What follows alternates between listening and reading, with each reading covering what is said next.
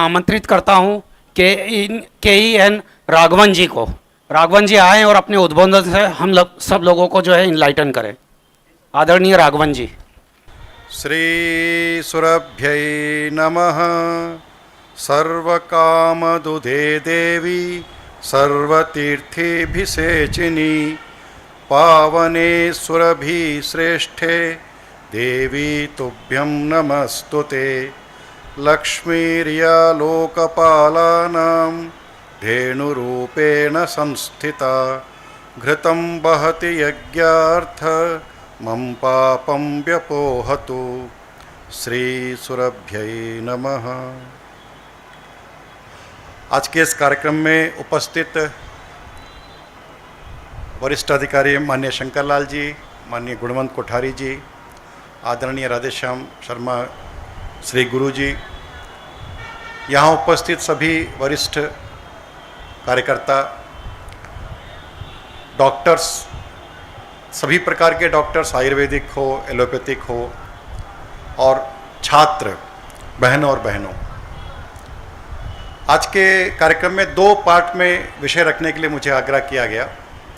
एक में 16 संस्कार, हमारा जो 16 संस्कार है वो मुझे बताया गया कि एक पार्ट में बताना है, और दूसरे पार्ट में गर्भ संस्कार। 16 संस्कार में एक संस्कार है गर्भ संस्कार। तो गर्भ संस्कार पर ज़्यादा बोलना है क्योंकि हम सब, विशेष करके मुझे बताया कि गायनी के डॉक्टर्स भी यहाँ पर हैं, तो वो विषय को भी लेना है ये बात। तो पहले हम 16 संस्कार का विषय को लेंगे। ऑलरेडी हम लेट हो गए हैं, तो 1 घंटे में इसको समाप्त करेंगे। एक 10 मिनट का गैप करेंगे, फिर गर्भ संस्कार का, तब तक और भी लोग आ जाएंगे। भारतीय जीवन पद्धति में हमारे ऋषि मुनियों ने अनेक प्रकार के प्रयोग करने के बाद एक सिस्टम डेवलप किया, एक मॉडलिटीज तय किए, एक मनुष्य को कैसे श्रेष्ठ बनाना। इस भूलोक में जो मनुष्य है उसकी श्रेष्ठता, और कितना श्रेष्ठता होना चाहिए कि वो भगवान बन जाए, नर नारायण हो जाए, यानी वो ब्रह्मत्व को प्राप्त हो जाए, आत्मा परमात्मा में विलीन हो जाए, आनंद परमानंद में चले जाए, अंत अनंत में विलीन हो जाए। इतनी बड़ी कल्पना, और मनुष्य को देव बनाना नहीं, भगवान बनाना, ब्रह्म बनाना। तो उसमें से सिस्टम को डेवलप किया, और अंत में अहमस्मि ब्रह्मा ये कहा। इस पूरे पृथ्वी में एकमात्र भारत के लोग हैं जिन्होंने कहा कि मैं ब्रह्म हूँ, अहमस्मि ब्रह्मा। और अनेक ब्रह्म ऋषि हुए, ब्रह्म के जो कर्म है उसको करने वाले इस पृथ्वी पर ब्रह्म ऋषि हो गए। तत्त्वमसि, तुम वही ब्रह्म हो, ऐसे बताने वाले भी हजारों लोग हो गए। सो अहम, मैं ही वो ब्रह्म हूँ, यानी इतना विशाल चिंतन। और एक सामान्य मनुष्य को दैवतुल्य बना देना, एक क्षमता डेवलप किया। और ऐसे एक दो लोग नहीं, ऐसे हजारों लोग हुए। मीरा एक सामान्य परिवार से थी, एक राज परिवार से थी, और हम जानते हैं उन्होंने अध्यात्म किया, किसी गुरु के पास गई और संत रविदास को गुरु बनाया, वहाँ से दीक्षा लिया, ब्रह्म उपदेश प्राप्त किया, साधना की, और ब्रह्मलीन हो गई, ब्रह्मत्व को प्राप्त कर गई। ये तो हम अभी की बात है। ऐसे कितने लोग हुए, रामानंदी हुए, रामानुजाचार्य हुए, शंकराचार्य हुए, ऐसे हजारों लोग हुए जो अपने इस मनुष्य के जन्म से अपने को श्रेष्ठ बनाकर ब्रह्म में लीन हो गए। ये हम देखते हैं। तो ये संभव है क्या? हाँ, संभव है। इस मैकेनिज्म को डेवलप करने का, और उसकी एक सिस्टम को डेवलप करने का, एक प्रोग्राम को डिज़ाइन करने का, और उस प्रोग्राम को जो लोग फॉलो करेंगे, उस सिस्टम को जो फॉलो करेंगे, उसको लाभ होगा। उसमें से एक बात समझिए, जैसे योगा है, योगा का अष्टांग हृदय का एक अष्टांग का एक योगा का प्रक्रिया प्रारंभ किया, और जो करेगा उसको लाभ होगा। स्पॉन्डिलाइटिस प्रॉब्लम है, कोई भी काम करेंगे उसको लाभ होगा। वो केवल भारत के लोग करेंगे ऐसा नहीं, कोई जर्मनी का व्यक्ति होगा, कोई जापान का होगा, कोई अमेरिका का होगा, उसके अगर रीढ़ की हड्डी में तकलीफ है, उसको झुकने में तकलीफ है, उसकी ओबेसिटी हो गई है, उसके डायबिटीज है, वो ठीक हो सकता है। लेकिन उस पद्धति से करना पड़ेगा उसको। ऐसे आयुर्वेद है, औषधि है। अगर आप उस पद्धति से उस कषाय को खाएंगे, पिएंगे उस कषाय को, या उस लेह को खाएंगे, या उसकी आप दही खाइए ठीक हो जाएंगे, हो गया। तो पद्धति का पालन करना पड़ेगा। तो आयुर्वेद विश्व में प्रसिद्ध हो गया। ऐसे ही 16 संस्कार है। किस प्रकार का पुत्र चाहिए, किस उद्देश्य से पुत्र चाहिए, किस लक्ष्य को प्राप्त करने के लिए पुत्र चाहिए, वैसा पुत्र होता है, हुआ है, हो सकता है, अभी हुआ है, पहले हुआ था। उसी पद्धति को फॉलो करने से हो सकता है। दशरथ को पुत्र नहीं थे, 3 विवाह कर लिए। राजा दिलीप को पुत्र नहीं थे, विवाह हो चुकी थी, तो राजा दिलीप को भी बताया गया कि आप नंदिनी की सेवा करिए। तो हम सब कहानी सुनते हैं कि नंदिनी को लाया, स्वर्ग से सेवा किया, कोई शेर उस पर आक्रमण किया, उन्होंने बचाया, मुझे खा लो लेकिन इसको छोड़ दो, ये कहानी हम जानते हैं। लेकिन वास्तविकता वो नहीं। वास्तविकता, आप डॉक्टर, इसलिए मैं आपको बता रहा हूँ, राजा दिलीप का शुक्र काउंट, स्पर्म जो थे, स्पर्म उसका बहुत कम था, उसकी शक्ति कम थी, इसलिए बच्चे नहीं हो रहे थे। लेकिन यहां ऐसे ऐसे ऋषि थे। दशरथ को भी पुत्र नहीं थे, कौशल्या से विवाह हुआ, पुत्र नहीं हुआ, कैकेयी से विवाह हुआ, पुत्र नहीं हुआ, सुमित्रा से विवाह, पुत्र नहीं हुआ, परेशान हो गए। इतना बड़ा चक्रवर्ती सम्राट, ऐसा माना जाता है कि 6 ग्रहों पर उनका अधिकार था। दशरथ जी को 6 ग्रहों पर अधिकार था, जीत चुके थे, इतने बड़े, और सेनापति थे देवताओं के, सूर्य के सेनापति थे। तो उन्होंने वशिष्ठ को कहा, वशिष्ठ जी ने कहा मैं इसका एक्सपर्ट नहीं हूं, आप श्रृंग ऋषि को, यह कहानी हम जानते हैं, यज्ञ किया और राम का जन्म हुआ, यह हम कहानी है। लेकिन वास्तविकता क्या है, उनका भी शुक्र का काउंट कम था, इसलिए वो कंसीव नहीं हो रहे थे। लेकिन यहाँ श्रृंग ऋषि उसके श्रेष्ठ विद्वान थे, उन्होंने उनको एक प्रोसेस में डेवलप किया और उनके शुक्र काउंट को बढ़ा और साक्षात राम का जन्म हुआ। तो ये एक मेडिकल प्रोसेस है, एक सिस्टम है जो वैज्ञानिक आधार पर जो करेगा उसको होगा। ये कोई पर्टिकुलर व्यक्ति के लिए नहीं है, लेकिन हाँ, उस पद्धति को पालन करना पड़ेगा, यह आवश्यक है। वो पद्धति के नाम 16 संस्कार है। और ऐसे 1-2 लोग नहीं, हमारे शास्त्र में भरे पड़े हैं। विश्वामित्र है, जमदाग्नि है, परशुराम है, कर्ण है, धर्मराज हुए हैं, द्रौपदी हुए, धृष्टद्युम्न हुए, ऐसे अनेक लोग हुए, किसी उद्देश्य के लिए, किसी लक्ष्य के लिए, किसी कामना के लिए हुए। पुत्र कामेष्टि यज्ञ, जिसको आजकल हम लोग फर्टिलिटी सेंटर बोलते हैं। फर्टिलिटी सेंटर में हम टेस्ट ट्यूब में डाल करके बच्चे निकाल लेते हैं, किसी का स्पर्म लेके किसी में डालते हैं, भाड़े पर कोक लेकर के भी करते हैं। ये सिस्टम था उस समय। और गर्भ के सिस्टम को नहीं करने से क्या होता है, तो गांधारी का हम कहानी जानते हैं। गांधारी का एक भ्रूण 100 में कन्वर्ट हो गया तो उसको निकालना पड़ा। पेट में 100 बच्चे नहीं हो सकते, उसको बाहर निकाल करके अलग अलग करके 100 बच्चे हुए। दिति ने भी जो पालन नहीं किया, कश्यप ऋषि ने दिति को कहा कि अगर तुमने ये पालन नहीं करोगी तो ये होगा, अगर पालन करोगे तो ये होगा। तो पालन नहीं की तो मरुदगण हो गए, 7 टुकड़े हुए, फिर उसके 47 टुकड़े हुए। ये हमारे शास्त्रों में है। तो उसको करने की आवश्यकता क्या है, तो फिर मैं उसका एक एक प्रोसेस आपको बताते जाऊंगा। तो उद्देश्य यही है कि पहले मनुष्य बने, व्यक्ति मनुष्य बने, मनुष्य के अंदर दैवीय गुणों का संचार हो, दैवीय गुणों का स्थापना हो, उसके कर्मेंद्रियां, ज्ञानेंद्रियों की शक्ति बढ़ जाए, उसके काम करने की क्षमता, ऊर्जा भी विकसित हो जाए, और वो एक साथ अनेक काम कर सके, जो असंभव सा लगने वाले काम को भी संभव कर सके, एक क्षमता उसके अंदर विकसित हो जाए। ये हुआ। तो इस पूरे पद्धति को करने के लिए दैवीय गुणों से श्रेष्ठ मनुष्य तैयार हो, इस प्रोसेस को करने के लिए ऋषि मुनियों ने हमारे यहाँ एक पद्धति डेवलप किया, उसका नाम 16 संस्कार है। मनुष्य को जो हमारा शास्त्र कहता है कि 4 भाग हैं, मनुष्य को बनाने के लिए 4 पार्ट हैं, शरीर, मन, बुद्धि और आत्मा। अभी तो मेडिकल साइंस में शरीर दिखता है, विजिबल है, ब्रेन भी दिखता है, बुद्धि भी दिखता है, विजिबल है, हार्ट दिखता है, विजिबल है, लेकिन चित्त नहीं दिखता है। हमारा शास्त्र कहता है कि व्यक्ति का संचित कर्म चित्त में होता है, जो आत्मा के साथ कैरी फॉरवर्ड होता है, यानी पुनर्जन्म में आता है। अभी इसका प्रमाण नहीं हुआ है, लेकिन अभी अमेरिका में रिसर्च चल रहे हैं। पिछले 20 वर्षों से अनेक शोध हुए हैं। हार्ट ट्रांसप्लांट किया तो बिहेवियरल चेंज हुआ। आप सब हैं तो आप नेट में सर्च भी कर सकते हैं। 17 साल का एक लड़का है, साइकिलिस्ट है, उसका एक्सीडेंट हुआ, मर गया। उसके हार्ट निकाल कर 47 साल की महिला को लगाया गया, उसका बिहेवियरल चेंज हो गया। महिला वेगन थी, जैसे ही हॉस्पिटल से आई चिकन खाई।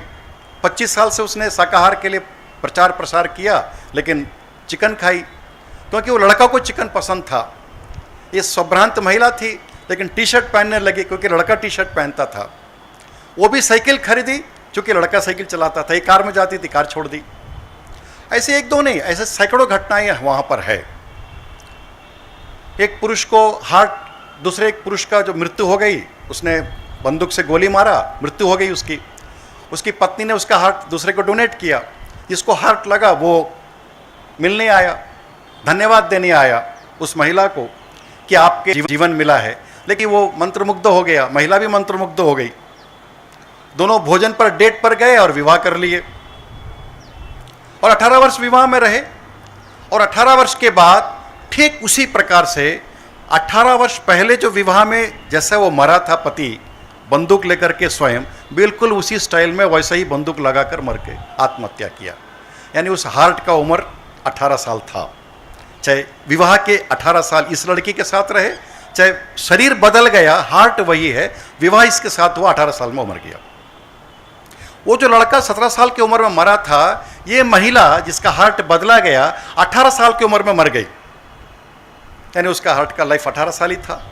चाहे वो लड़के के शरीर में रहा तो 18 साल वो शरीर, और उसको ट्रांसप्लांट करके इस शरीर में लाया था, इसका उम्र भी 18 साल। वो 17 साल में मरा या 18 साल में मरी, थोड़े कुछ 9-10 महीने का अंतर। ऐसे सैकड़ों घटनाएं हैं। अभी रिसर्च चल रहा है वहां पर, ये क्या है। अभी इस पर बहुत शोध हो रहे हैं। उसके फिर सारे मेरे पास वो सारे डॉक्यूमेंट्स भी हैं, कभी मौका होगा आपको दिखाएंगे हम, कि उसको न्यूरनल ग्रोथ को और उसके सारे सिस्टम्स को कैसे बॉडी में कैसे कन्वर्ट हो रहा है। उसको हार्ट चेंज होने से बिहेवियरल चेंज होता है। ये बहुत वीडियोस है। तो हृदय का अभी भी मेडिकल साइंस पकड़ नहीं पाया, लेकिन हमारा शरीर कहता है मन चित्त अहंकार। मन है, चित्त है। मन, हृदय दिखता है, हार्ट दिखता है, लेकिन उसमें चित्त नहीं दिखता है, लेकिन होता है। हमारा शास्त्र कहता है शरीर मन में प्रवेश करता है, मन बुद्धि में प्रवेश करता है, और बुद्धि आत्मा में रहती है। इंजॉय आत्मा करता है, पनिशमेंट या अवॉर्ड दोनों आत्मा को मिलता है। तो ये चारों चीज़ों को कैसे सिस्टमाइज किया जाए, इन चारों को एक रूप में लाया जाए, इनकी शक्ति को कैसे बढ़ाया जाए, यह है 16 संस्कार। मैं मनु को ही लेता हूँ। सामान्यतः मनु को बेंचमार्क मनु को है, क्योंकि सबसे पहले इस सिस्टम को पृथ्वी पर लाने वाला व्यक्ति, मनुष्य को बनाने के लिए जो सिस्टम बनाया, मनु ने बनाया। और मनु ने कहा कि वेदो मूलम अखिलम, वेद सभी, इस ब्रह्मांड में जितना भी सबका मूल वेद है, और उसका मूल धर्म है। धर्म यानी विज्ञान, साइंस। एप्पल नीचे गिरा तो एक ग्रेविटेशनल फोर्स को देखा, तो एक पृथ्वी खींचती है, इसमें एक आकर्षण शक्ति है, तो न्यूटन को दिखाई पड़ा। वो उसको मंत्र दृष्टा कहते हैं। उसने आविष्कार नहीं किया। इस पृथ्वी में जो ग्रेविटेशनल जो फोर्स है, जो शक्ति है, आकर्षण शक्ति है, गुरुत्वाकर्षण शक्ति है सूर्य की, और इस पूरे अखिल ब्रह्मांड की एक सिस्टम है, उसको उन्होंने नहीं बनाया, लेकिन उसको देखा।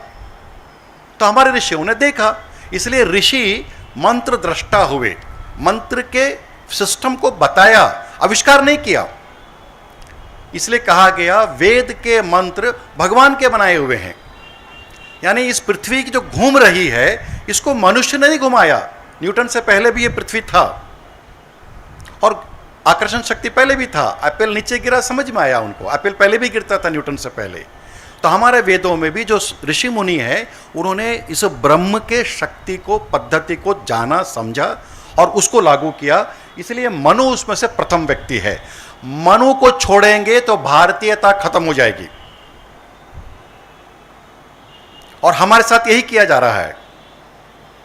और हम मूल से जड़ से कट जाएं, पतंग हवा में उड़ता है और उसका डोर कट जाए तो उसकी क्या स्थिति होगी। तो एक बंधन चाहिए, उसका मूल है हमारा वेद, और वेद से सिस्टम से निकाला गया है, मनु का है।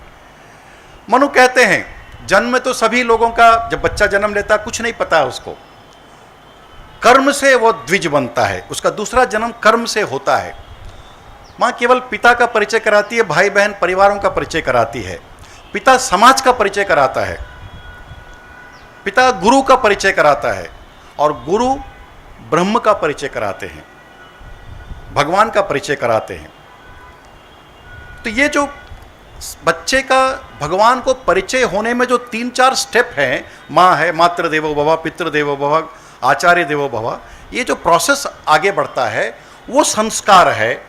और उस संस्कार में, यानी दूध को गर्म करके दही बनाया आपने, दही को फिर मथा तो उसमें से मक्खन निकाला, मक्खन को गर्म किया तब घी बना, तो घी बनने में दूध से जो संस्कारित होता है उसको प्रोसेस को उन्होंने कहा कि कर्म करने पर ही विप्र हो सकता है।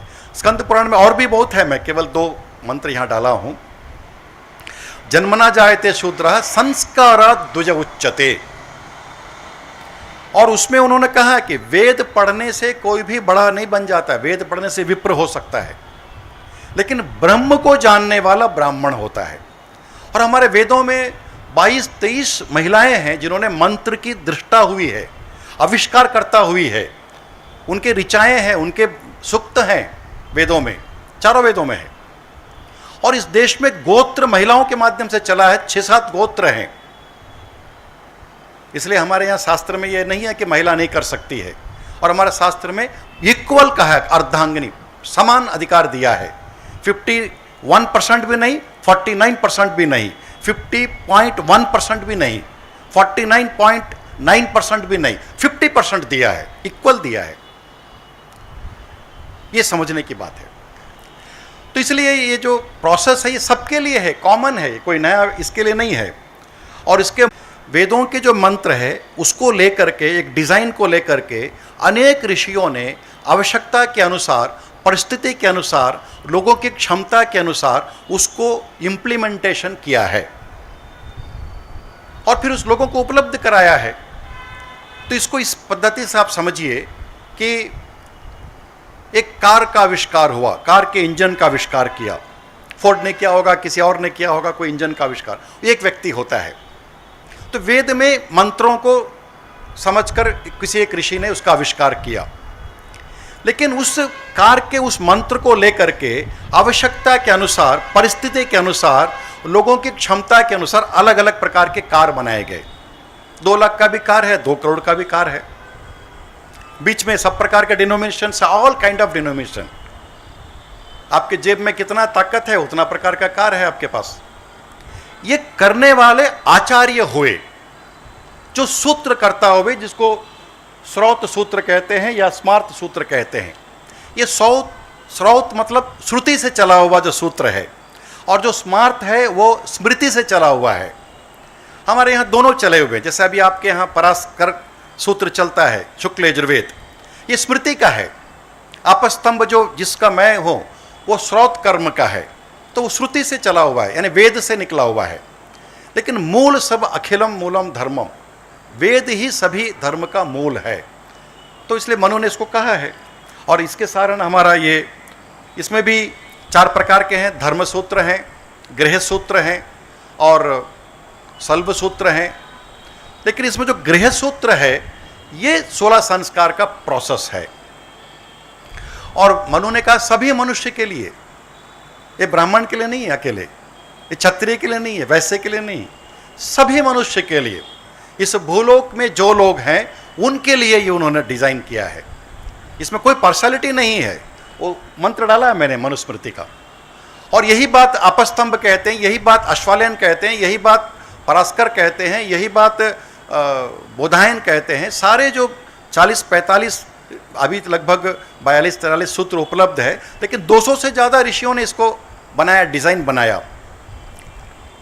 16 संस्कार में गर्भाधान, पुंसवन, सीमंतनयन, जातकर्म, नामकरण, निष्क्रमण, चूड़ाकर्म, फिर उसके बाद कर्णवेदन, उपनयन, वेदारंभ, समावर्तन, ये सारे जो 16 प्रकार के हैं, ये 16 प्रकार ही नहीं है, अलग अलग ऋषियों ने अलग अलग बताए हैं।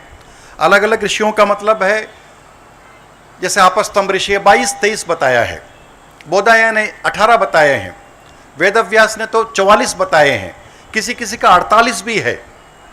लेकिन जब ये 40-45 प्रकार के जो ऋषियों का आप सूत्र निकालेंगे, गृह सूत्र, उसमें से सबने जो कॉमन बताया वो 16 है। इसलिए पिछले अनेक वर्षों से भारत में षोडश संस्कार इसको प्रतिष्ठित किया गया कि मिनिमम इतना कर लो, इतना तो करना ही आपको। लेकिन अब जब आचार्य आपके बदलते हैं, आप जब गुरुकुलों में जाते हैं, तो वहाँ कुछ नियम एक्स्ट्रा भी हो सकते हैं। आपके अगर कुल पुरोहित हैं, आपके गृह पुरोहित हैं, तो आपकी कुछ पद्धतियाँ हैं, तो वो कुछ एडिशनल कर सकते हैं आपकी आवश्यकता के अनुसार।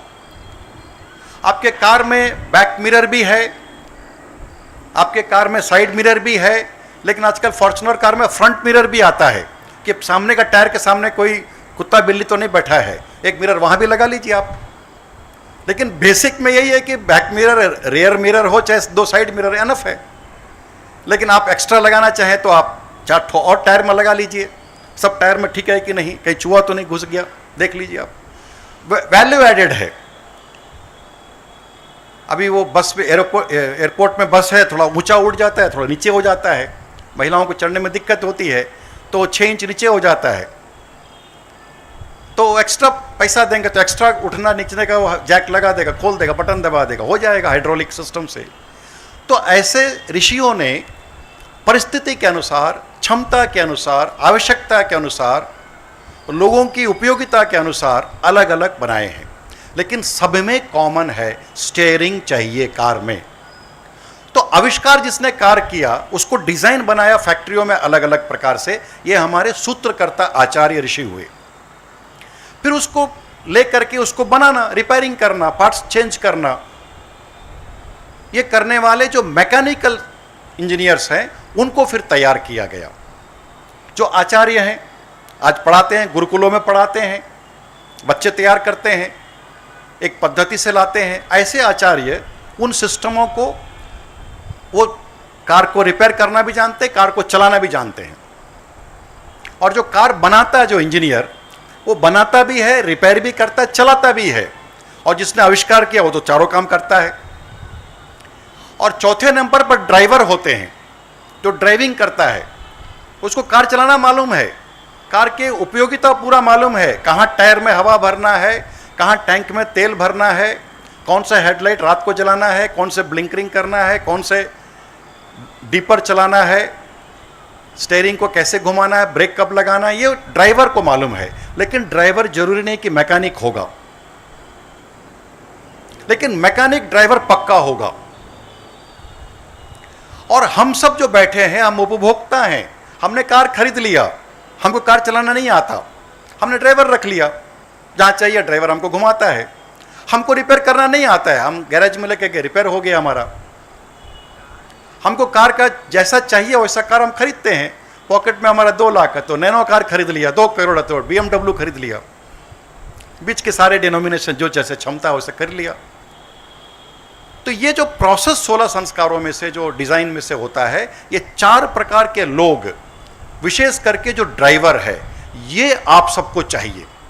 आप कार का उपभोग करना चाहते हैं, यहाँ से आप 1 घंटे में जाना चाहते हैं इंदौर, और तो ये करने वाले पुरोहित आज कम हो गए। ट्रैक्टर चलाने के लिए एक अलग ड्राइवर होता है, ट्रक चलाने वाला अलग ड्राइवर होता है, बस चलाने वाला अलग ड्राइवर होता है। आपके पास कौन सी गाड़ी है, वैसा ड्राइवर आपको रखना पड़ेगा।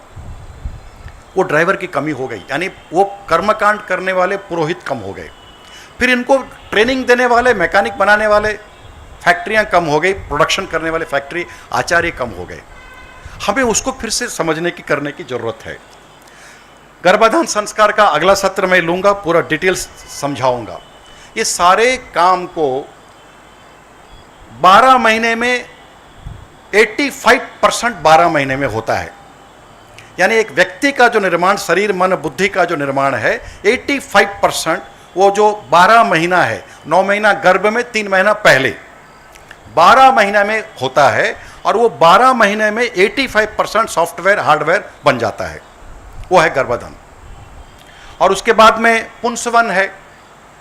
जब 4 महीने का गर्भ होता है तो 4 महीने के गर्भ में हम जानते हैं, उसके बाद जब स्लाइड दिखाऊंगा फेटल डेवलपमेंट्स ऑफ फेटस का जब होता है, जब भ्रूण की क्रिया जब बढ़ती है, पहले सप्ताह, दूसरे सप्ताह, 7वें सप्ताह, तो उस समय 4थे महीने में संपूर्ण हो चुका होता है। उसके हार्ट से लेकर के उसके ब्रेन तक बन चुके होते हैं। अब उसकी मेमोरी स्टार्ट हो चुकी होती है, उसके पूर्व की मेमोरी, भविष्य की मेमोरी, वर्तमान मेमोरी। माँ जो सुन रहा है वो सुनता है, माँ जो खा रहा है वो खाता है, माँ हंसती है तो वो हंसता है, माँ रोती है तो वो रोता है, माँ को कष्ट होता तो। इसलिए 4थे महीने में कहा जाता है महिलाओं को, गर्भवती महिलाओं को, 2 हृदय की है।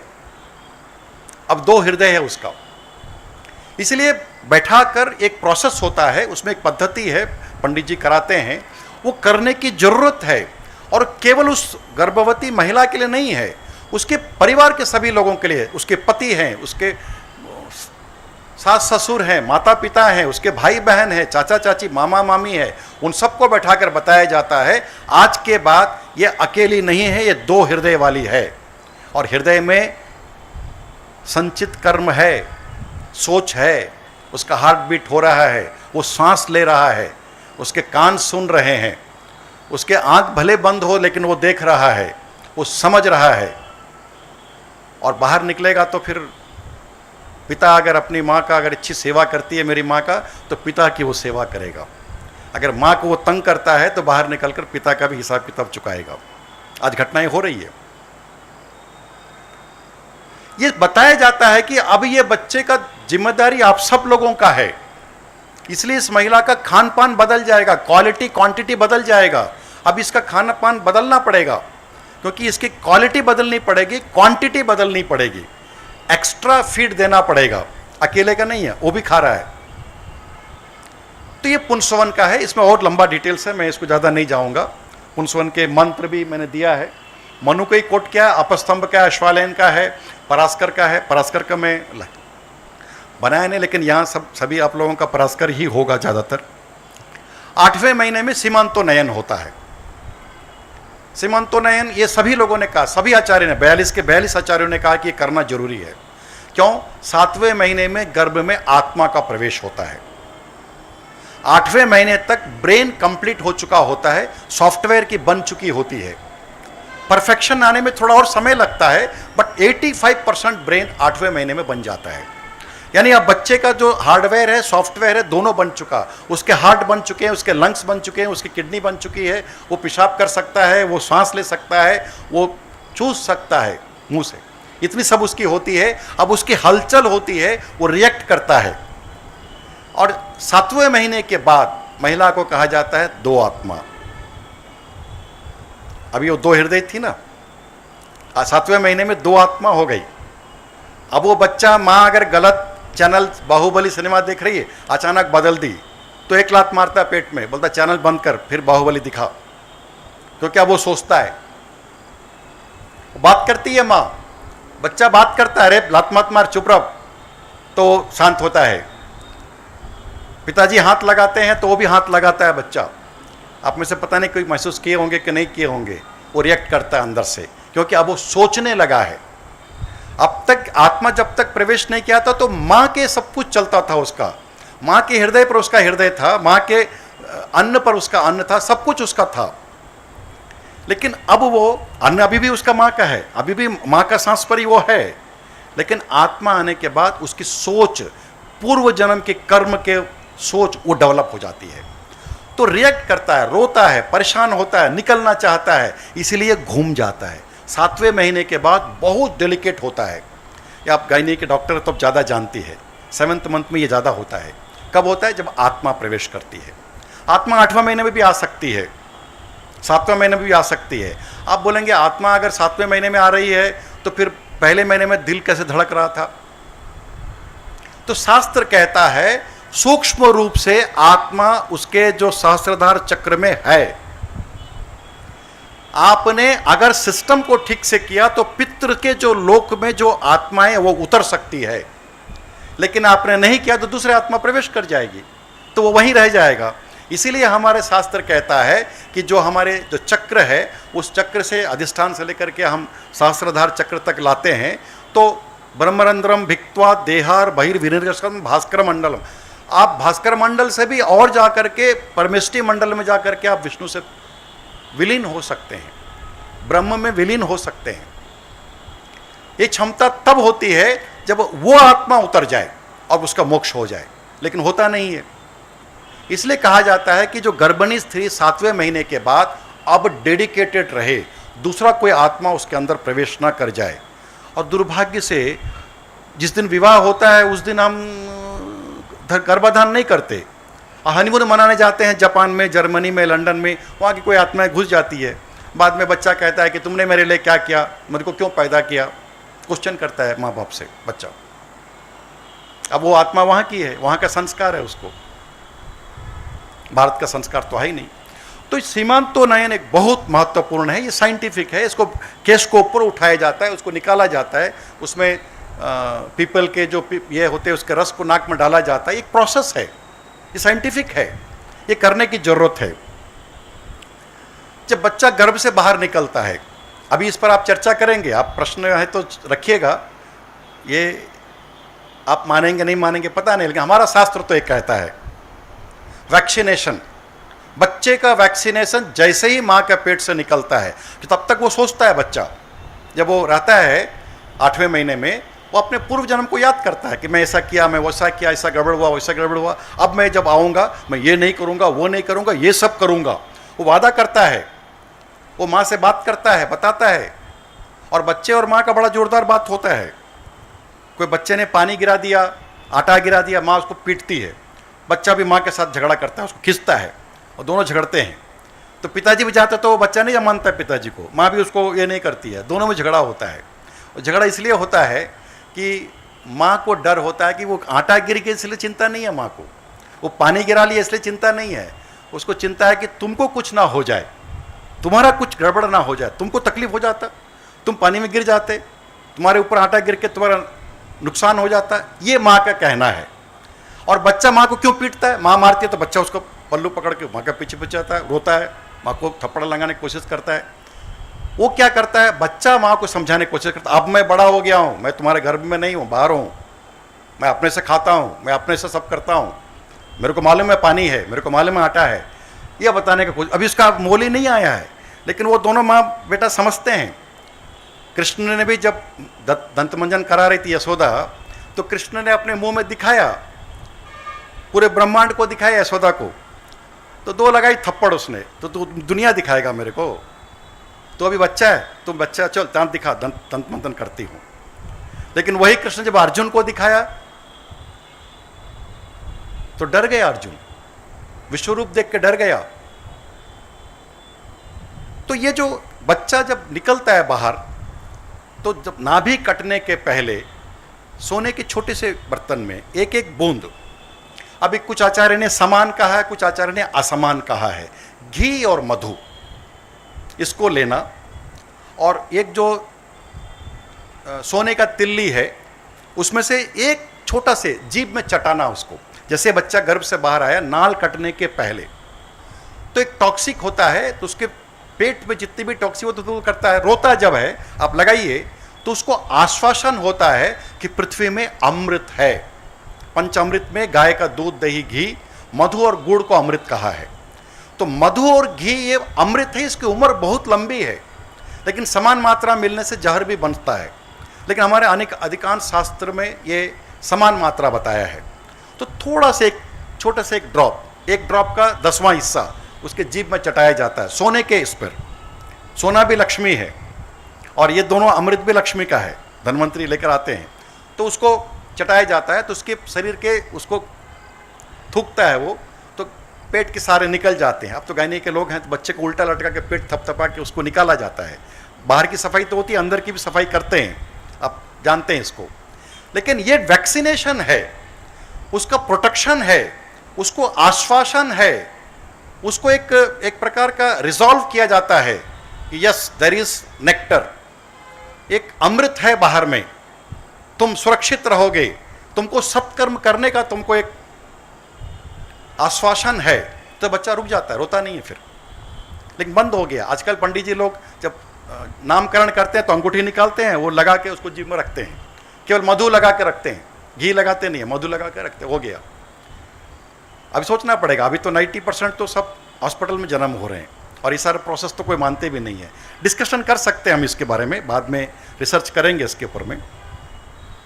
जात कर्म के ऊपर में हमारे मनुस्मृति में भी है, सभी लोगों ने मंत्र लिखा, मैंने उसमें डाला नहीं है।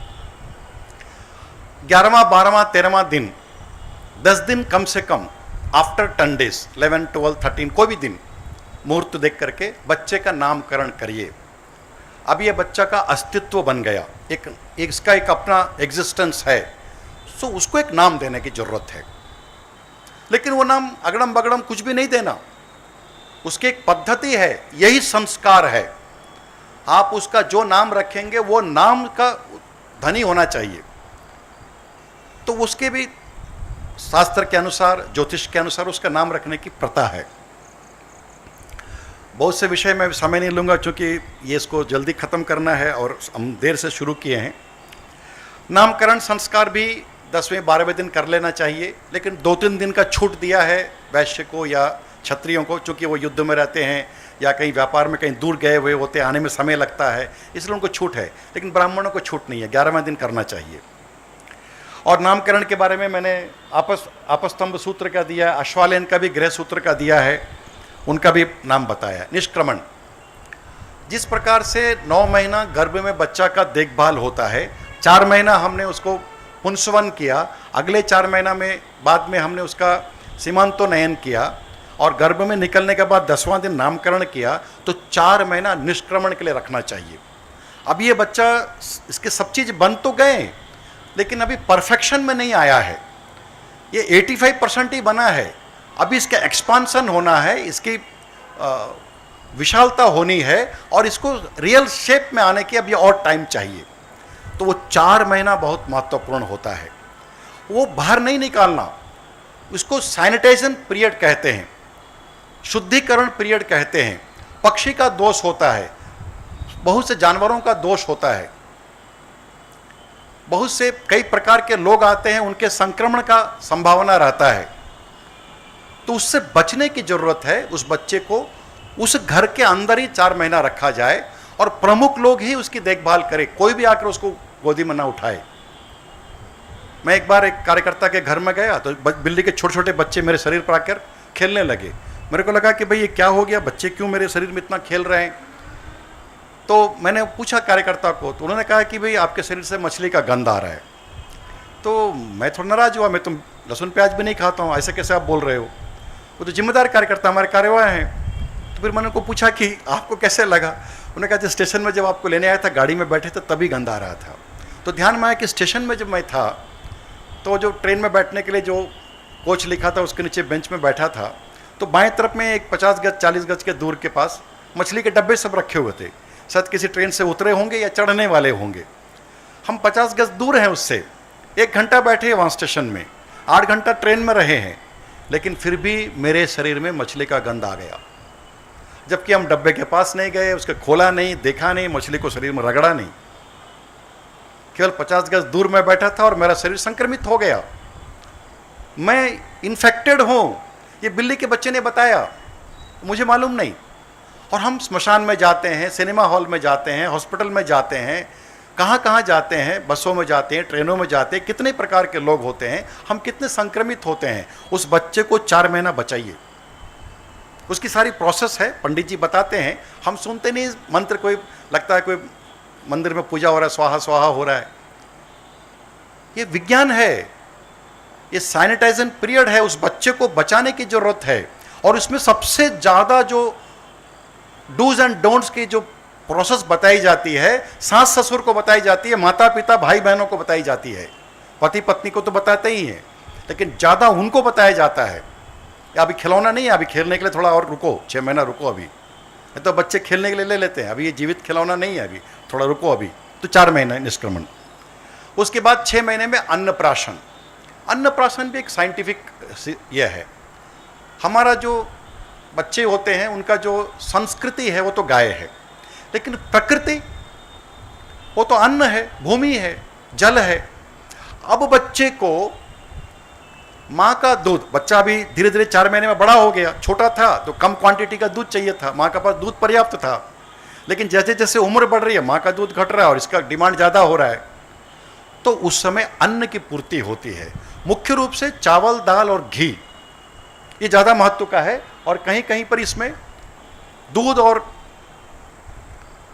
दही को मिलाते हैं, यानी घी को मिलाते हैं। दाल और दही के साथ में भी होता है, दही और भात के साथ में भी होता है। और जितना अब जो डीएनए बनता है, यानी जो गोत्र बनता है, उसमें दाल, भात और, इसलिए जब हम भोजन करने बैठते हैं अंत में भात या दाल के ऊपर में घी डाला जाता है। ये तीनों को मिला करके जब आप खाएंगे तो आपका डीएनए स्ट्रांग होता है। तो अन्नप्राशन का है, लेकिन ये अन्नप्राशन में थाली देखने के बाद मत समझिए कि बच्चे को खिलाने के लिए क्या उसका प्रक्रिया, और अन्न तो जहरीला हो गया आजकल, वो भी खतरा है। तो अन्नप्राशन एक बड़ा यह है। 3 वर्ष में मुंडन होना चाहिए। और मजेदार बात है, जो शिखा का जो क्षेत्र है वो छोड़कर मुंडन होना चाहिए, क्योंकि ब्रह्मरंध्र के जो प्रोसेस है जिसमें से आत्मा अगर हो निकल जाए, इसलिए वहाँ नहीं छुरे चलाना, उसको रोकना। वो बंद हम खूब चलाते हैं, पूरा बाल करते काटते, और 3 साल में कर लेना, क्योंकि जो शरीर अब जो विकसित होगा, अब ये जो पेट में से आया हुआ बाल है ये भी एक प्रकार का संक्रमित है, इसको हटाना है। इसलिए 3 महीने का होता है, देवालय में होता है, विशेष प्रक्रिया में होता है, यज्ञ हवन होते हैं, छोटे छोटे होते हैं, उसकी प्रोसेस है, उसकी औषधियाँ होती है, वो बच्चे को, माँ को, पिता को, सबको खिलाया जाता है। और केवल मुंडन माने बाल काटना नहीं है, उसकी एक नेक्स्ट स्टेप प्रोसेस है। तो बच्चे की मेधा शक्ति बढ़ती है, उसकी मेमोरी बढ़ती है, पर्टिकुलरली राइट साइड मेमोरी जो होता है, जिसको लॉन्ग टर्म मेमोरी होता है, वो इंक्रीज करता है। और साइनेटिव पावर जो उसका सामने का होता है, विवेक बुद्धि, वो विकसित होता है। हालांकि उसको विकसित होने में 21 वर्ष लगते हैं। बच्चा जब 21 वर्ष का होता है तो परिपक्व होता है, मैच्योर्ड होता है, लेकिन प्रोसेस 3 साल में स्टार्ट होता है। तो इसलिए उसको करना चाहिए। वेद के मंत्र हैं, कई मंत्र हैं, मैंने अश्वालयन सूत्र भी दिया है, आपस्तंभ सूत्र भी दिया है। मुंडन कर्म के बाद में आता है कर्णवेधन, एक साइंटिफिक है, इस पर अभी और रिसर्च करने की जरूरत है। हमारा शास्त्र कहता है कि बच्चे का सामान्यतः मुंडन जब 3 साल में होता तभी कर्णवेधन भी कर लेते हैं, नहीं तो अलग से भी कर सकते हैं। कर्णवेधन करने से हमारे शरीर में जो नसें 3 प्रकार की है, उसमें से जो ऊपर नसें हैं 6 में से, एक नस कान की ओर से जाती है, दोनों से, खास करके लेफ्ट या राइट में, दोनों करना चाहिए। तो कार्डियलिक सिस्टम जो हमारा है, हृदय से जाने वाले जो नस के जो तंत्र हैं, अगर वहां छेदा हो जाए तो सेफ्टी वॉल है, हार्ट अटैक नहीं होगा। मेमोरी इंक्रीज करेंगे, मेमोरी लॉस नहीं होगा। इसलिए जो पहले का पनिशमेंट होते थे, कान खींचते थे, आप कान खींचेंगे तो आपका मेमोरी एक्टिवेट होगा, क्योंकि वो सेल्स दोनों तरफ जो मेमोरी के जो सेल्स हैं वो कान से जुड़े हुए हैं। तो ऐसे 3 नस हैं जो ब्रेन से भी जुड़े, हार्ट से भी जुड़े, सिस्टम से जुड़े हुए हैं, आप पैरालाइज नहीं होंगे। तो सारे प्रोसेस से रिसर्च करने की बात है, उसको अलग से चर्चा करने की जरूरत है। फिर 10वां संस्कार है विद्यारंभ। विद्यारंभ यानी जब बच्चा 3-4 साल का हो जाता है, उसको छोटी छोटी चीज़ें सिखाई जाती है। अक्षर का अभ्यास कराना, आ आ ई सिखाना, कक्का गग्घा सिखाना उसको, फिर छोटे छोटे शब्द सिखाना, कान, नाक, आँख, मुंह, ये सब सिखाना उसको। ये माता बोलो, पिता बोलो, ये ऐसा बोलो, वैसा बोलो, ये पेड़ है, ये कुत्ता है, ये बिल्ली है, ये सिखाया जाता है उसको। और परिवार के बच्चे, माँ, पिताजी सब मिलकर सिखाते हैं उसको। लेकिन इसकी विधि प्रारंभ होती है कि हाथ से वो लिखना शुरू करे। तो एक पंडित को बुलाकर उसकी एक विधि होती है, उसकी पद्धति होती है। लक्ष्मी का, सरस्वती का, सबका आवाहन होता है। शिक्षा केवल लक्ष्मी सरस्वती का ही नहीं है, लक्ष्मी का भी आधार है उसमें पार्वती का भी आधार है, विष्णु भी है, उसमें ब्रह्मा भी है, उसमें महेश भी हैं। तो इनका आवाहन होता है, छोटे से कलश स्थापना होती है, उसमें सारे देवताओं का आवाहन होता है, उसको स्थापित करके फिर बच्चे को पढ़ाई जाती है। उसकी एक प्रोसेस है, वो करने से बच्चे का ज्ञान अच्छा होगा। जब मैं 3 वर्ष का था तो मेरा अच्छा अभ्यास हुआ था, और महंत जी ने मुझे 5 भाषा सिखाई थी, लिखना पढ़ना।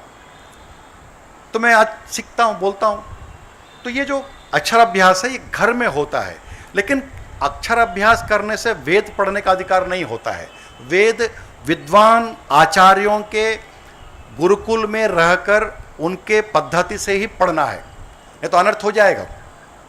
जैसे सामान्य रूप से बोलते हैं सुरभ्यै नमः, सुरभ्यै नमः, सुरैभ्यै नमः, सुरभ्यै नमः। अंतर क्या है? रा पर ईकार लगाइए या भा पर ईकार लगाइए, तो अंतर क्या होगा?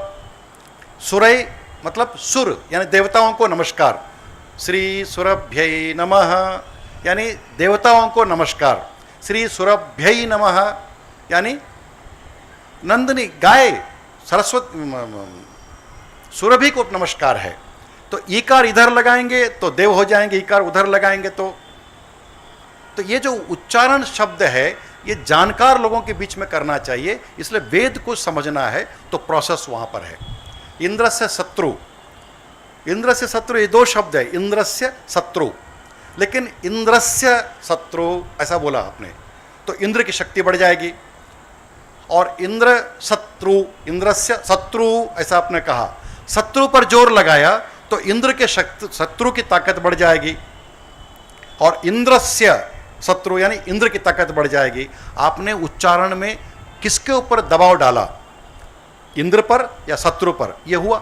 वृत्तासुर को पैदा किया गया था इंद्र को मारने के लिए, लेकिन पंडितों ने मंत्र में शत्रु शब्द को कम कर दिया, इंद्र शब्द को जोर बोल दिया, तो इंद्र की पावर हो गई और वृत्तासुर को मार दिया इंद्र ने। उल्टा हो गया, जिसको मारने के लिए बच्चा पैदा हुआ। तो ये भेद समझने के लिए विद्यारंभ गुरुकुल में होना चाहिए, घर में नहीं पढ़ाना उसको। अब जनेऊ संस्कार इसमें के शांत वेदारंभ जो होता है उसमें ये रह गया है। एक स्लाइड आज सुबह बैठ के अभी डॉक्टर अनिल गर्ग जी के बैठा था तो बहुत से काटा मैं, 110 स्लाइड था, कम किया 50 स्लाइड में तो वो भी कट गया। तो एक है जनेऊ संस्कार। जनेऊ संस्कार 6 वर्ष की उम्र में होना चाहिए। जनेऊ संस्कार करके ही गुरुकुल में जाना। तो गुरुकुल में जाते ही सबसे पहले गुरु पूछेगा जनेऊ संस्कार हुआ कि नहीं, और जनेऊ संस्कार सबके लिए है। गुरुकुल में सबको पढ़ना है, महिला पुरुष मात्र नहीं, किसी भी वर्ण का हो, किसी भी वो पद्धति में काम करने वाला व्यक्ति हो, सबको गुरुकुल में आना है और सबका जनेऊ संस्कार है। और जनेऊ संस्कार घर में करना पिता का दायित्व है, जनेऊ संस्कार करा के गुरु को समर्पित करना। अब ये समाज का है। जनेऊ संस्कार में भवती भिक्षांदेही कहता है पुत्र, माता भिक्षांदेही कहता है। तो आजकल कर्मकांड हो गया, मौसी दे देती है, चाची दे देती है, भाभी दे देती है, उसको थोड़ा लेता है, फिर वही पकाता है, खाता है, हो गया, घर में ही रहता है। नहीं, अब ये समाज का है, समाज में भिक्षा लेना है उसको, गुरु के पास लाकर देना, गुरु माता को देना, गुरु माता उसको फिर बताएगी और वहाँ सीखना है उसको। कृष्ण भले राजा रहे होंगे, लेकिन जब सांदीपनी आश्रम आए तो रोज भिक्षा के लिए जाना पड़ता था, कभी मिलता था भिक्षा, कभी नहीं मिलता था, और जो भी मिला नहीं खा सकते, लाके गुरु माता को देना पड़ेगा। इसी सांदीपनी आश्रम में कृष्ण ने 6 वर्ष पढ़ाई की है, भिक्षा लेकर के की है, भले राजा का पुत्र हो।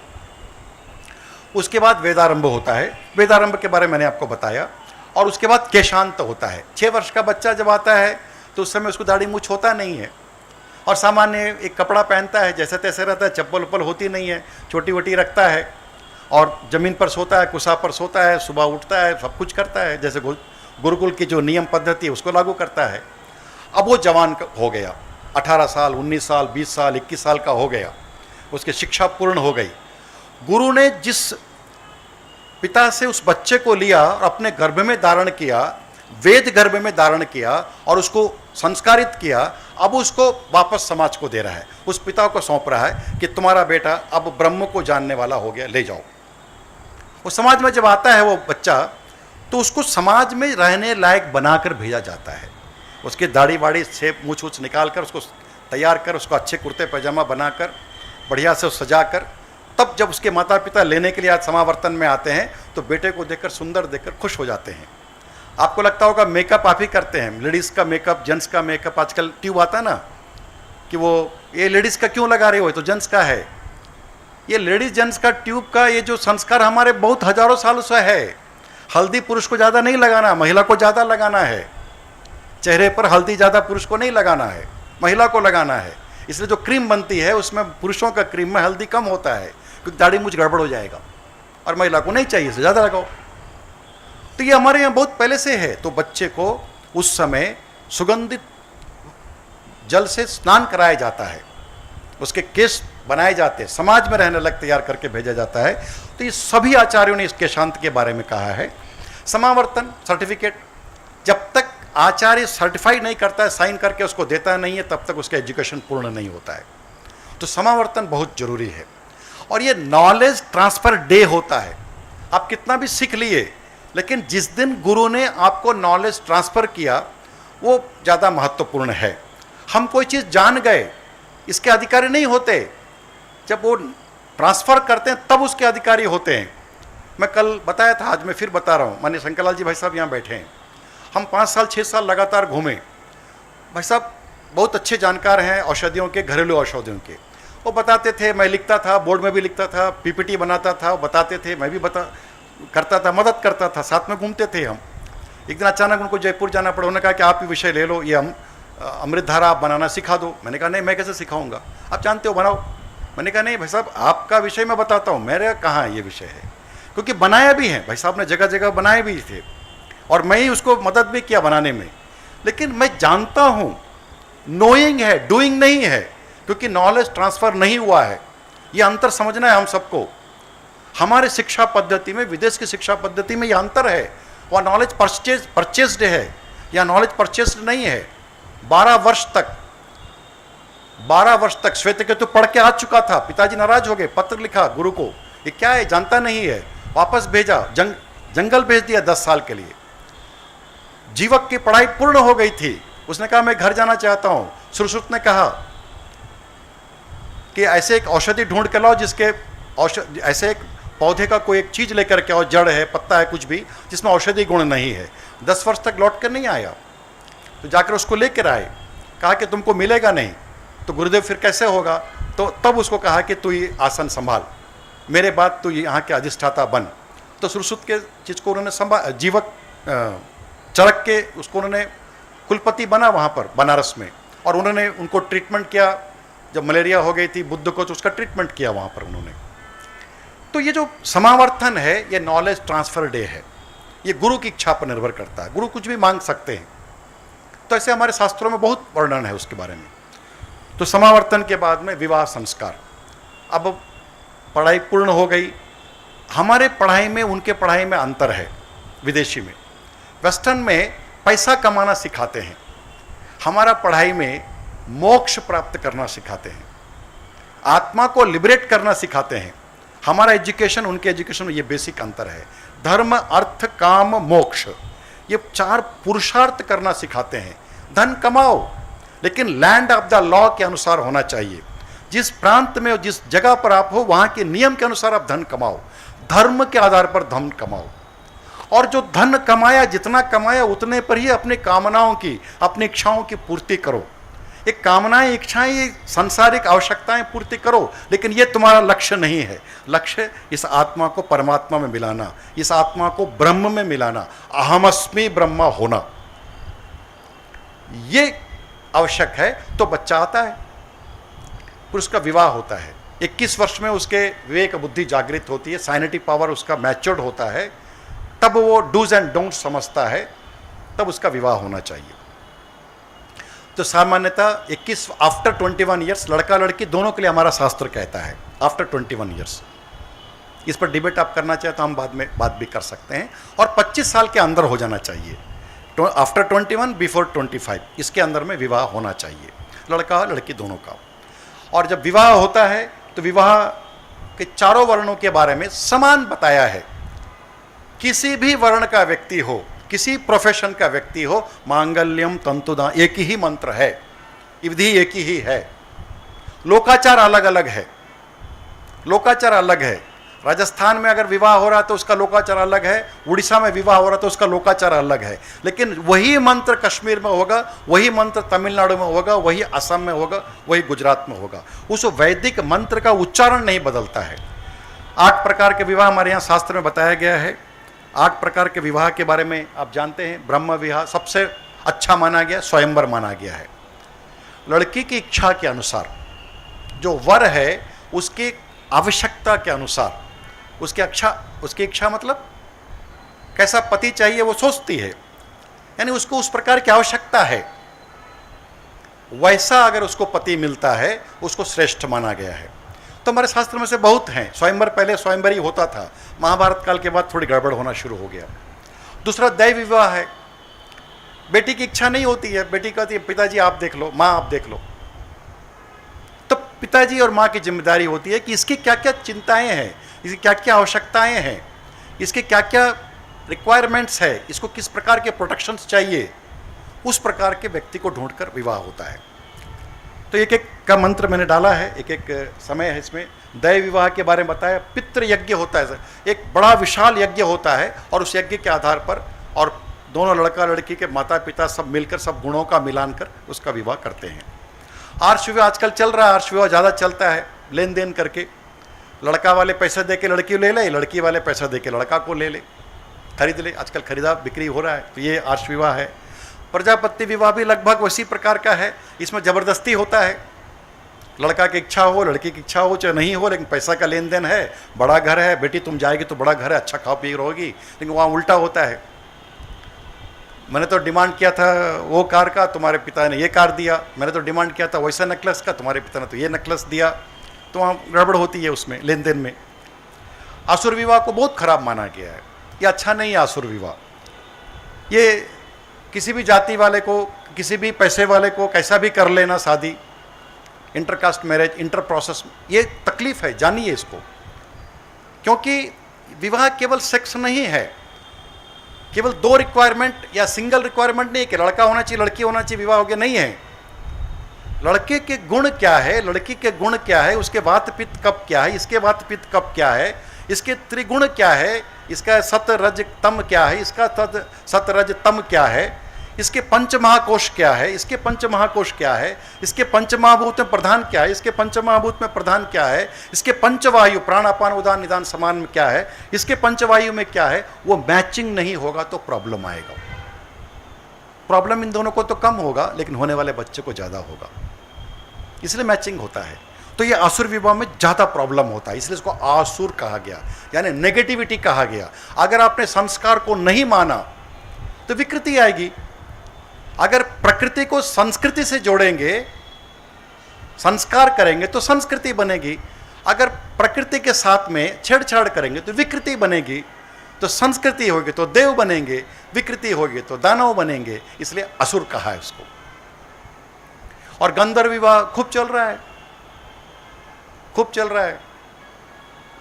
वो जब विवाह का दिन आया तो लड़की ने कहा कि मंडप में जाना है, लड़की बोलती नहीं जाएंगे। क्यों है? बोले पहले हॉस्पिटल ले चलो। अभी 6 महीना का हो गया, बच्चा तकलीफ कर रहा है। तब समझ माँ बाप को भी आता है कि 6 महीने से गर्भ में बच्चा है, यानी शादी तो उसको 6 महीना पहले ही हो चुकी है, अब ये समस्या बढ़ रही है। पिशाच विवाह तो हम जानते हैं, अपहरण करके करना, ड्रग्स खिला देना, उसको एप्टनिज्म कर देना, ट्रैप करके करना, वीडियोग्राफी बना के उसको टॉर्चर करना, ये सब पिशाच विवाह कहा है। करने वाला व्यक्ति को भी भुगतना पड़ता है, इसकी चर्चा बाद में करूँगा कभी। राक्षस विवाह, अपहरण करना, लड़की को उठा के ले जाना। बिहार में तो लड़के उठाते थे, जब मैं बिहार में था हमारे कार्यकर्ता को उठा लिया, तो उसने ये देखा कि भाई हमको उठाने के लिए आए, तो भागा झगड़ा करके थाना में चला गया। और थाना में आके ससुर बोला कि अरे हमारा इसको बेल दे रहा हूँ, तो बोला नहीं जाना है मुझे, बोले ये अपहरण करने आया है। अब पुलिस वाला पैसा ले लिया था, अब उसको उठा के लेके चला गया, और उसके बाद वो शादी करते बाकी करते, तो ये एक प्रोसेस हो। ये वचन है 7, जब विवाह होता है तो उसमें सप्तपदी होते हैं, 7 फेरे होते हैं, लेकिन 7 वचन है एक्चुअली। फेरे 4 भी होते होंगे, 3 भी होते होंगे, 7 कदम चलना होता है, सब 7 कदम चलने होते हैं।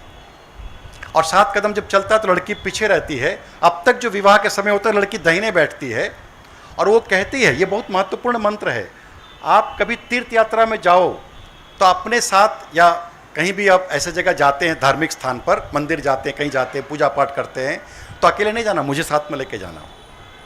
आप वचन दिए हो इसको। सिनेमा में जाएंगे तो अकेले नहीं जाना, सिनेमा जा रहे हो, आप कोई केरला स्टोरी देखने जा रहे हो तो अकेले नहीं जाना, पत्नी को लेके जाना, ये तो फिर आपको लाभ नहीं होने वाला है।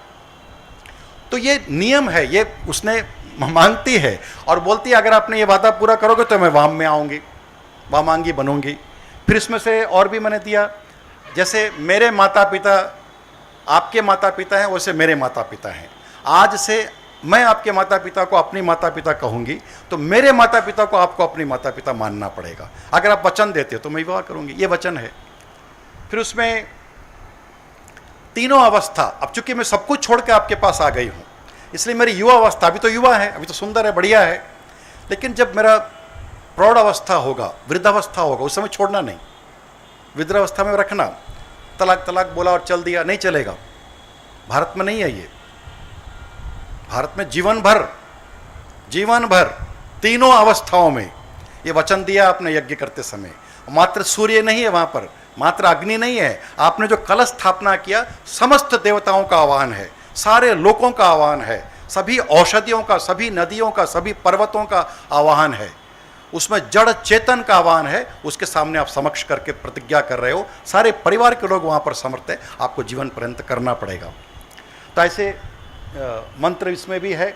भविष्य में परिवार की समस्त आवश्यकताओं की पूर्ति, यानी आपके द्वारा कमाया हुआ पैसे से ही मेरे बच्चे का पालन होना चाहिए, बाप के पैसे से नहीं। अभी तक तो पिताजी से पैसे लेकर सिनेमा देखते थे, पिताजी से पैसे लेकर के आप बाजार मार्केटिंग करते, टी शर्ट पहनते थे। आपका विवाह हो गया है, पैसे से मैं नहीं लूँगी, आपके परिवार के पैसे से मैं नहीं खाऊंगी, इसलिए कहा गया अपनी संपत्ति बनाओ, अपना कमाई करो, धर्म से अर्थ कमाओ, तब कामनाओं की पूर्ति करो। ये पत्नी समझाती है पति को। और ये भी है कि जो कमा के लाओगे मेरे द्वारा खर्च करना, अपने मर्जी से खर्च मत करना, पैसे मेरे को देना। और सारे घर में सास बहू का झगड़ा इसी बात का है, किचन पर और अलमारी का चाबी किसके पास रहेगा।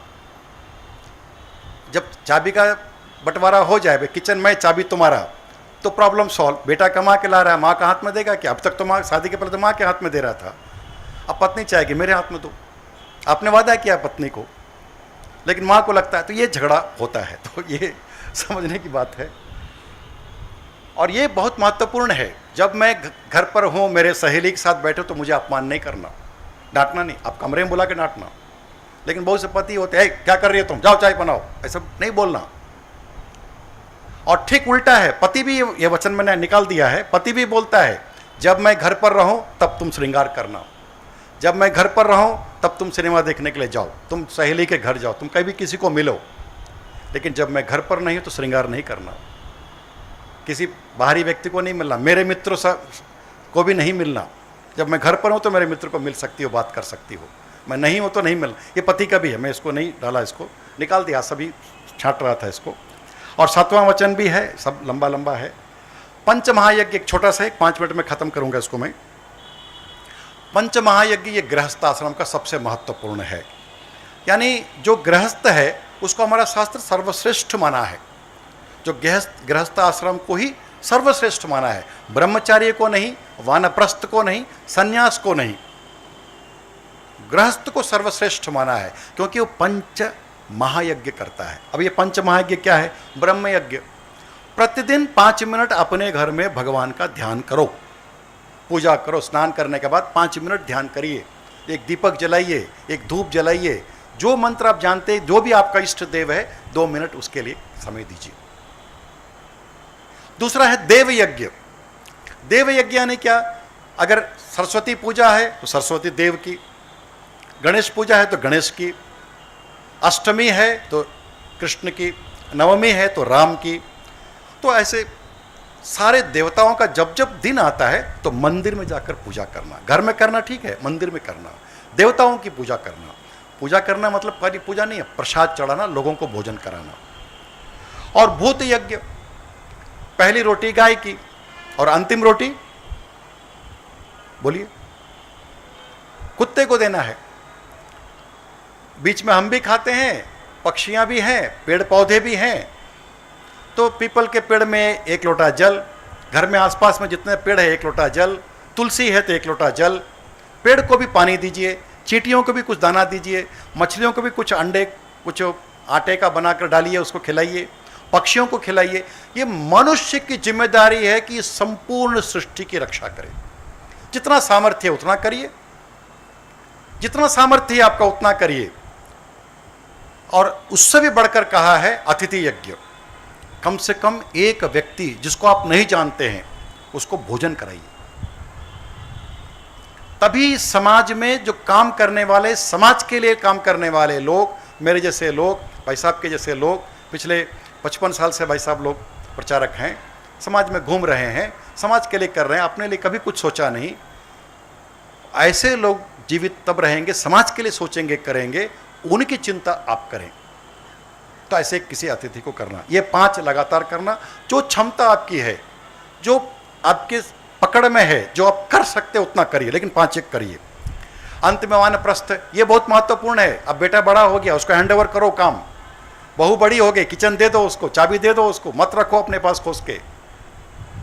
निकलो अब बाहर, घर में रहोगे झगड़ा होगा, तो तीर्थ यात्रा में निकलो। अभी शरीर ठीक है, बढ़िया है, आँख कान सब दांत वाँत सब ठीक है, तो निकलिए, भगवान का दर्शन करिए, केदारनाथ जाइए, बद्रीनाथ जाइए, रामेश्वरम जाइए, स्नान करिए, द्वारिका घूमिए।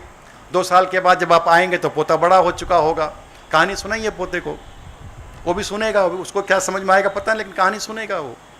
और आपका बात तो बहू और बेटा तो सुनेगा नहीं, तो वो बच्चे ही सुनेगा और बच्चा सो जाएगा और आपको पता भी नहीं चलेगा, आप कहानी सुनाते रहेंगे, वो सो गया होगा।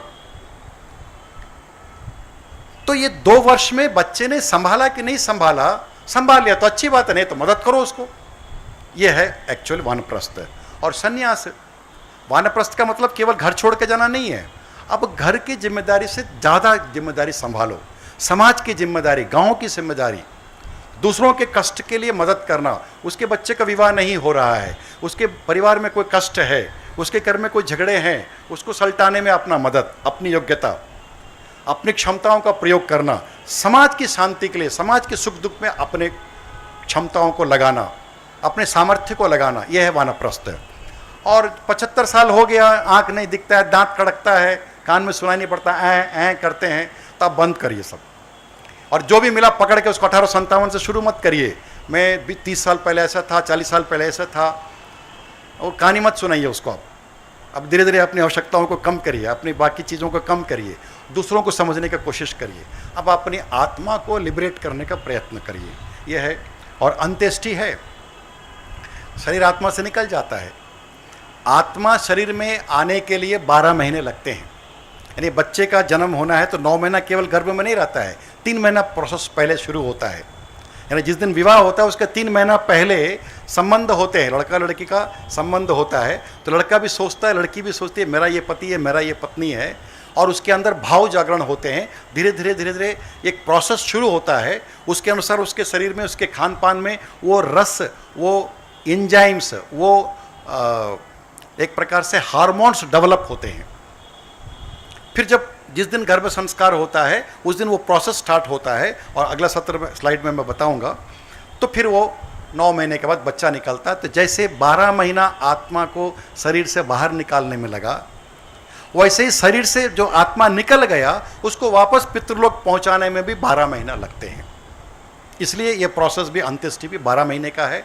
केवल जिस दिन मरा उसके 10वें दिन प्रेत भोजन कराया, 11वां दिन ये कर लिया शुद्धिकरण, और 12वां दिन भोजन करा दिया, नहीं। 15वां दिन, 30वां दिन, 45वां दिन, ऐसे एक महीने में, एक साल में 12 महीने में 16 श्राद्ध करने की जरूरत है। 16 स्टेप है उस आत्मा को वहाँ जाने का। इसकी चर्चा करेंगे, मानते नहीं मानते अलग विषय है, चर्चा करेंगे, कर्मकांड है। और अंत्येष्टि के भी, श्राद्ध के भी 3 प्रकार के श्राद्ध बताए गए, निमित्त श्राद्ध, नित्य श्राद्ध, नैमित्य श्राद्ध, काम्य श्राद्ध। इसमें एक श्राद्ध के बारे में चर्चा करेंगे, नांदी श्राद्ध। नांदी श्राद्ध करना चाहिए। कोई भी शुभ मुहूर्त आपके घर में है, बच्चे का विवाह तय हो गया, 3 महीने के बाद होना है, तो तुरंत नांदी श्राद्ध कर लीजिए आप। नांदी श्राद्ध करने से पितरों के लिए होता है। तो पितृ आपको सभी प्रकार के दोषों से प्रोटेक्ट करते हैं। अगर आपके परिवार में किसी का मृत्यु हो गया, 7 दिन के बाद विवाह है, और आज पिताजी का ही मृत्यु हो गया, तो 7वां दिन आप विवाह कर सकते हैं। अगर आप नांदी श्राद्ध किए हैं तो सूतक नहीं लगेगा आपको। ऐसे मेरे यहाँ हुआ है, ऐसा कई घटनाएं हुई है। और आप सभी शुभ मुहूर्त में, बच्चे का जनेऊ तय कर लिया आपने, 1 महीना पहले, 1.5 महीना पहले नांदी श्राद्ध करा लीजिए आप अपने परिवार में। अपने कुल के लोगों का, अपने पितरों का पूजन होता है, उसकी एक प्रोसेस है, तो आपको सूतक नहीं लगेगा। अगर परिवार में कोई मृत्यु भी हो गई तो वो काम रुकेगा नहीं, आप जनेऊ संस्कार करा सकते हैं। ऐसे 16 संस्कार का विषय है। तो इस विषय को यहाँ समाप्त करते हैं और गर्भ संस्कार का विषय 15 मिनट के बाद शुरू करेंगे। 15 मिनट का एक गैप करेंगे। श्री सुरभ्यै नमः।